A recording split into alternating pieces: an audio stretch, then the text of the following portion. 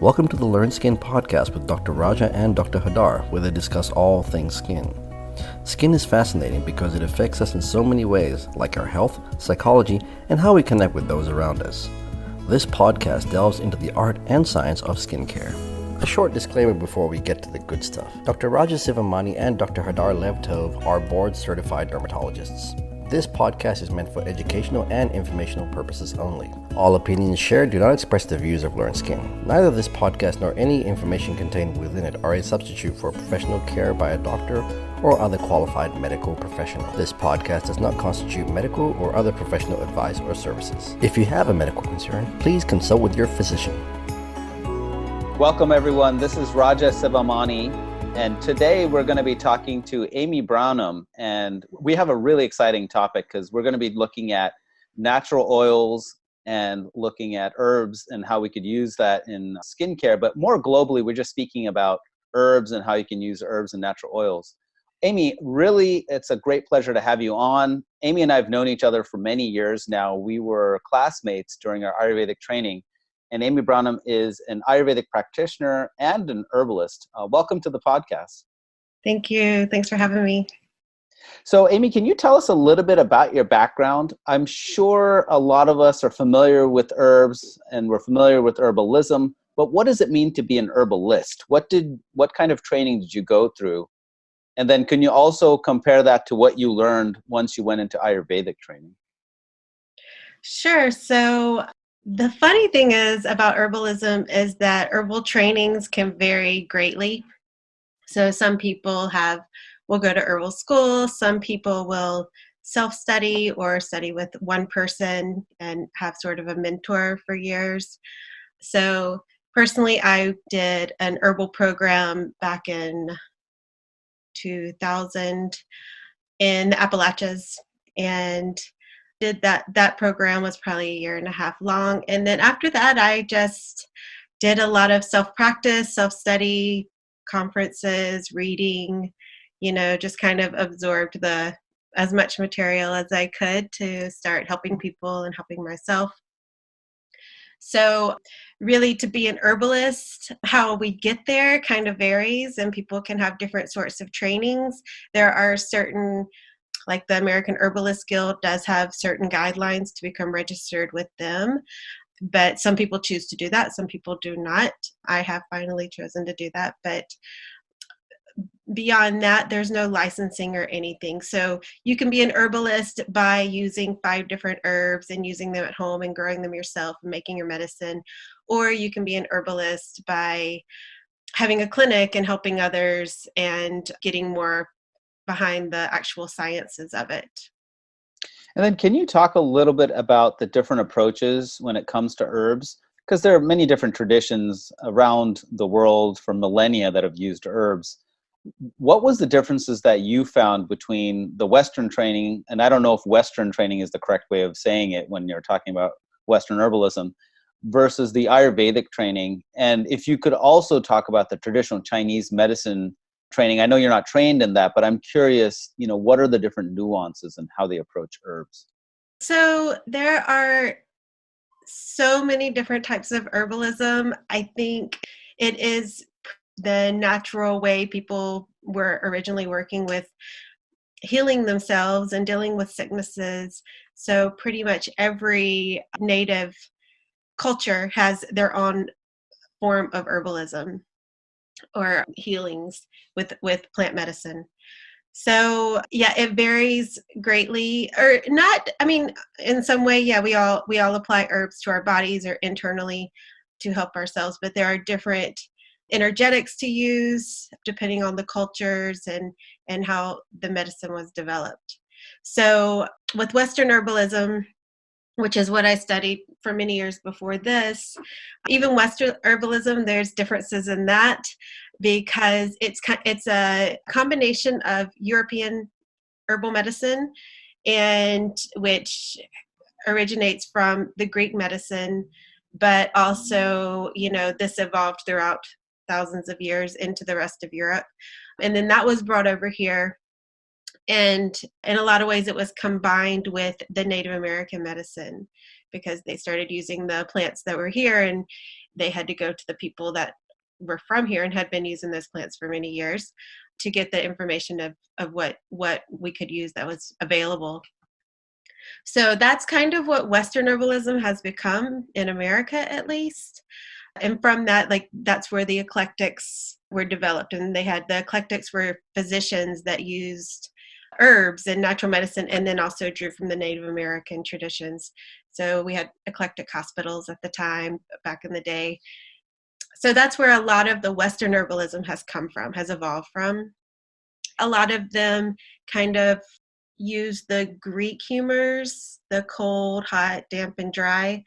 But a lot of Western herbalism, the different schools, they will adapt the different energetics from Chinese medicine or Ayurveda, some with Ayurveda.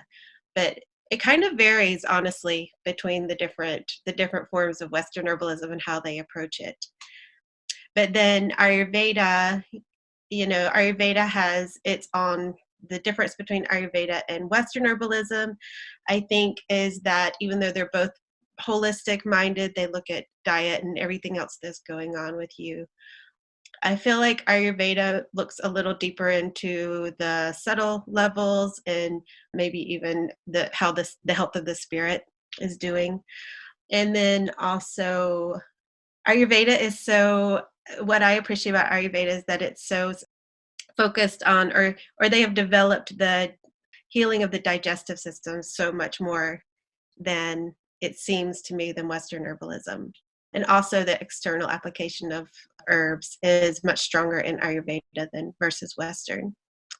Yeah, they use a lot of oils, don't they, in Ayurveda? So that was going to be a really fun part of this conversation. But since you're talking about external applications. Yeah, oils, and then also powders and like the skin brush, the application of like chickpea flour and things like that. The external applications of all sorts of things along with oils. Yeah, they do apply the herbs from the outside in. So Amy, can you give us an overview or a summary of what are the kind of energetics you would think about herbs when you're coming from a Western perspective? And then can you also tell us how that would be from an Ayurvedic perspective? What are the big areas of how you subdivide what herbs do or how herbs function? So honestly, as far as energetics goes, meaning using the different tastes and the temperatures, whether it's a hot herb or a cold herb, they usually agree between Ayurveda, Chinese, and Western herbalism, because basically that's the effect that the plant has on the body. So for the most part, the energetics of whether it's hot or cold, those are always the same.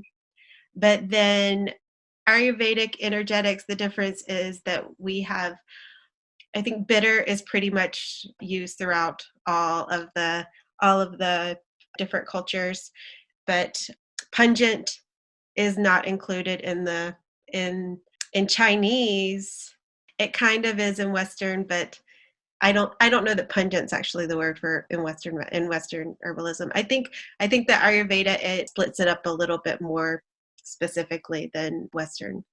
Yeah, oh, absolutely. And I think when it comes to herbs, one of the questions that a lot of us will have is there's so many herbs.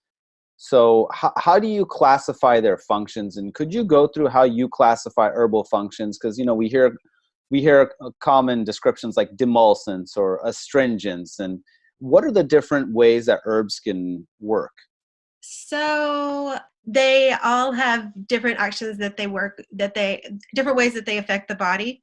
So for instance, the demulcent quality is usually helps the tissues to hold more moisture.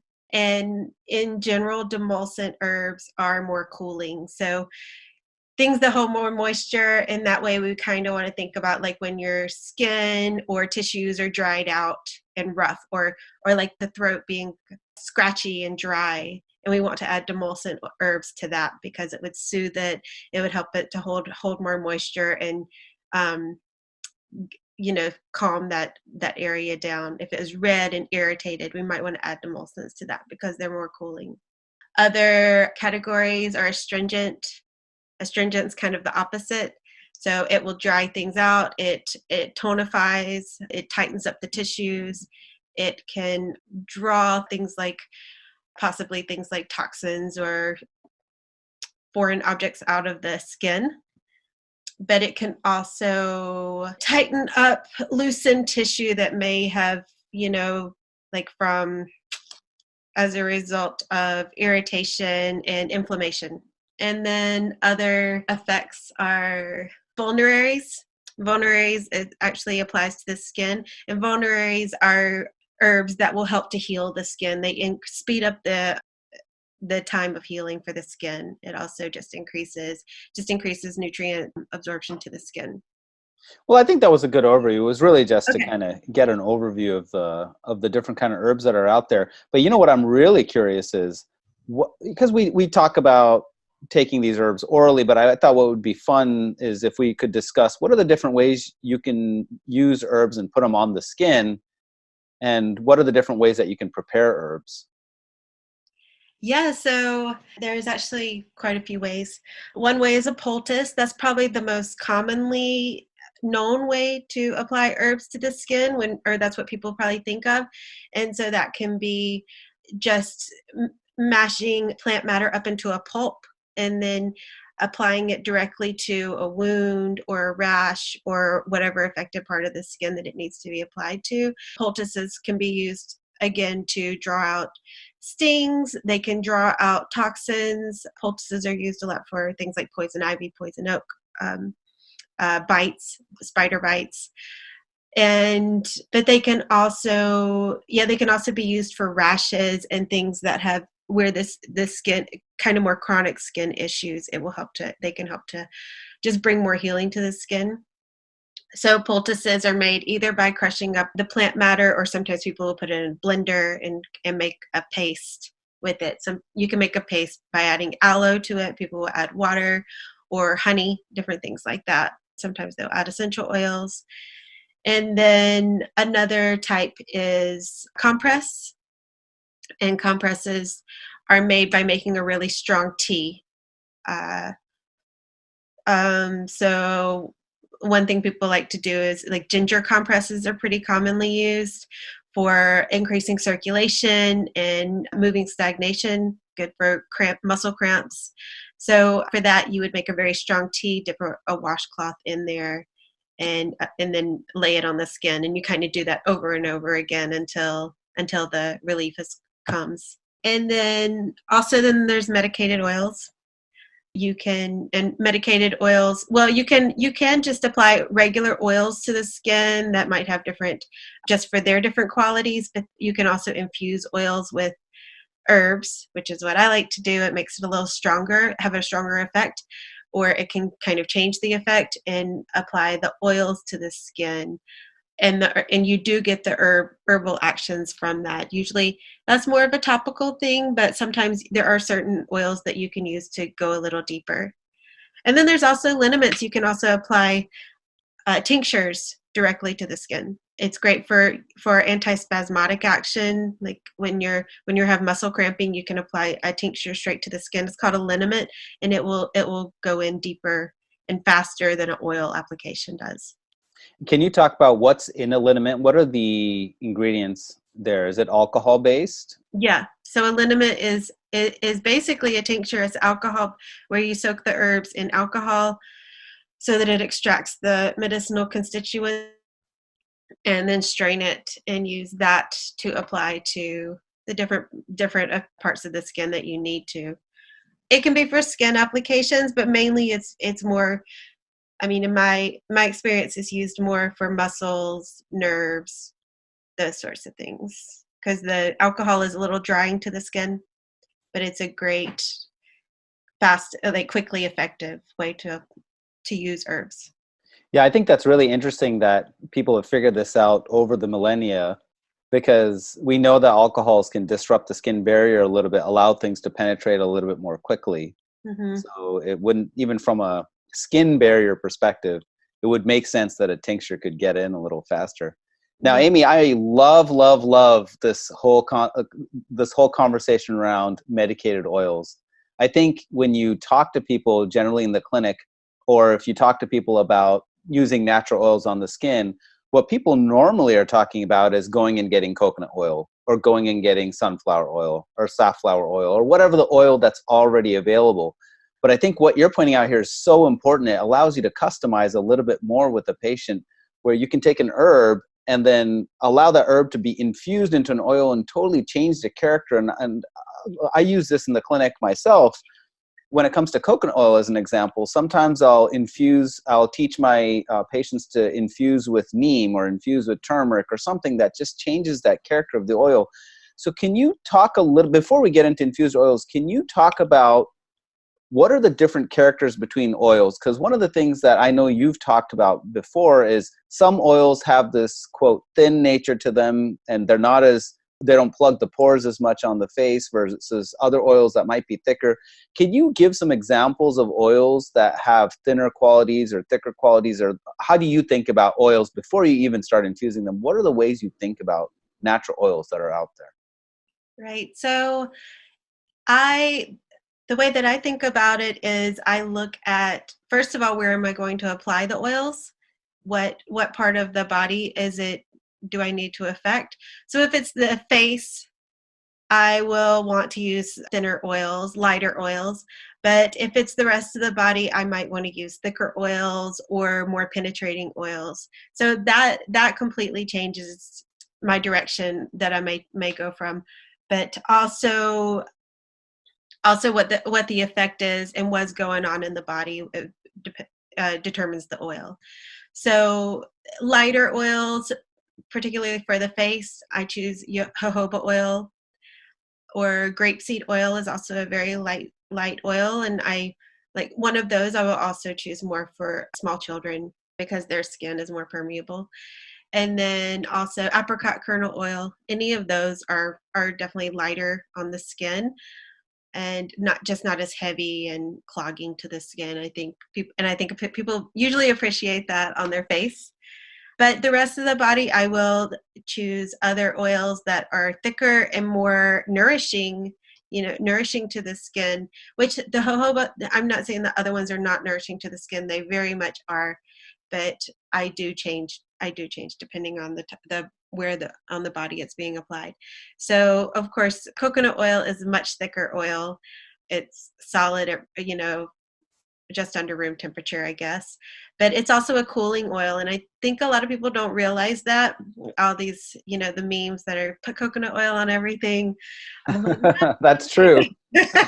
Not you, not certain people shouldn't do that. So I think people need to realize that coconut oil is not for everyone. It's a great antifungal. It's a great thick nourishing oil, but it's also cooling, and for some people that cooling property can be too much. So coconut oil, sesame oil is a more warming oil, so that's kind of the opposite end of the spectrum. It is nourishing. It's used a lot in Ayurveda also, but it's more nourishing. It is a thicker oil.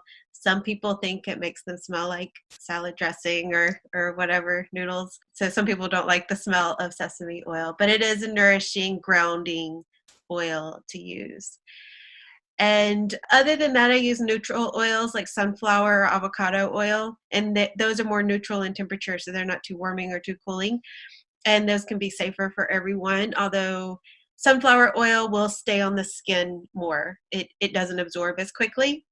So some people want that fast absorption. And avocado oil seems to absorb pretty quickly.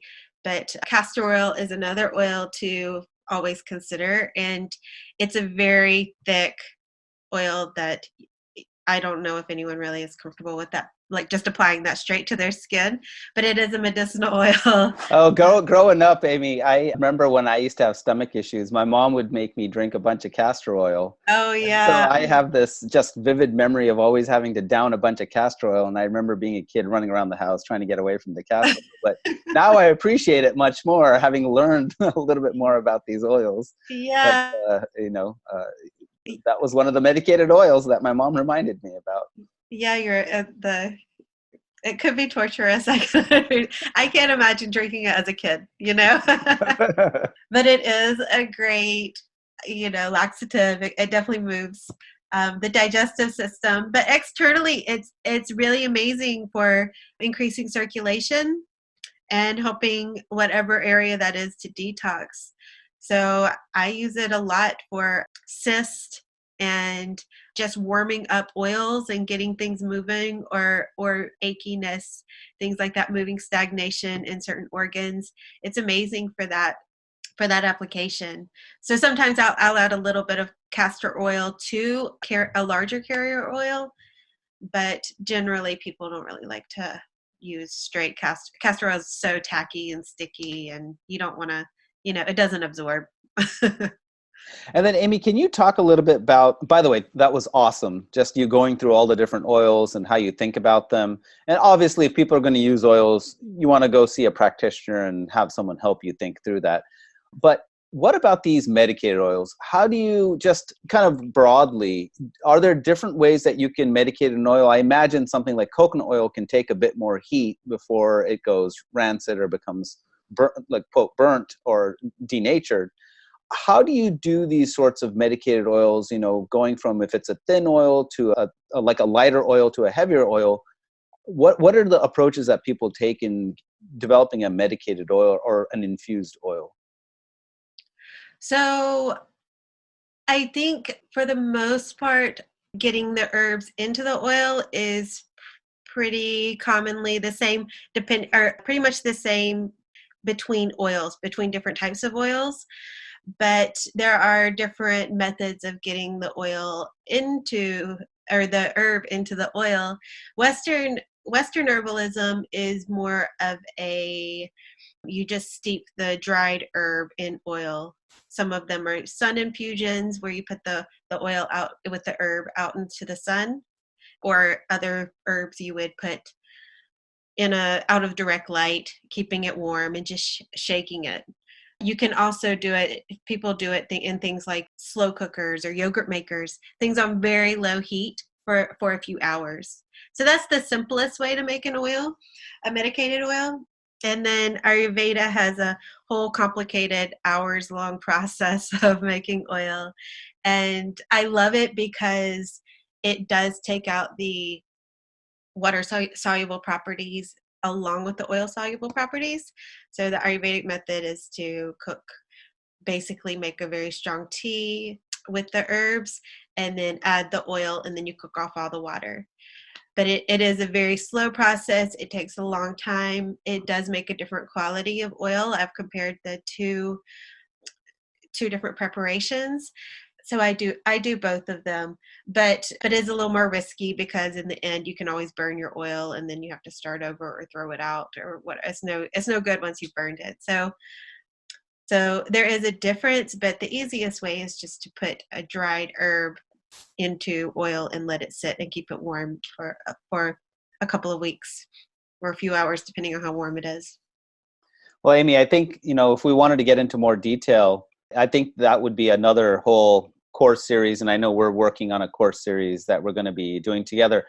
Did want to just let everybody that's listening know that Amy and I are going to be doing a session on herbs and how to make herbal formulas at the Integrative Dermatology Symposium that's upcoming in October. We had a great time, Amy, wouldn't you say, at the last one? We went through different herbs and how they're used. And I thought it was really fun that everybody got to taste them and feel the herbs, smell the herbs. I think that makes it a much more holistic experience, especially when it comes to thinking about how to work with herbs.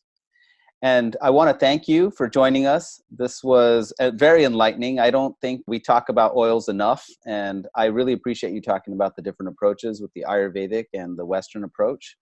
Any final thoughts about herbs or oils in general before we wrap up our session today? Well, I have a million thoughts on all of that. So, but I think the best information to give out at this point is that if you are going to work with oils or anything on a medicinal level where you're doing it every day or multiple times a day, that you do want to check in with some sort of professional or practitioner, because one thing I commonly see is people Googling their symptoms or whatever, and then they are throwing themselves more off balance because don't have quite the right information. So whenever we're using things every day, almost as a medicine, then you can strongly affect your doshas or your qualities, and that you want to be careful with that. Thank you again, Amy. So Amy Branum, herbalist, Ayurvedic practitioner, we appreciate your insights and wisdom today. Thank you. Thank you for tuning into the Learn Skin podcast with Dr. Raja and Dr. Hadar. We would like to take this moment to tell you about our upcoming second annual Integrative Dermatology Symposium to be held at the Coronado Island Marriott in San Diego, California, from October 3rd to the 5th, 2019. This program will be 3 days of jam-packed information, including case-based discussions and multiple perspectives on topics such as psoriasis, atopic dermatitis, diet and the skin microbiome, cannabinoids, hair loss, traditional Chinese medicine, and much, much more. Go to www.integrativedermatologysymposium.com and register by July 31st, 2019 to take advantage of our early bird special. We look forward to seeing you there.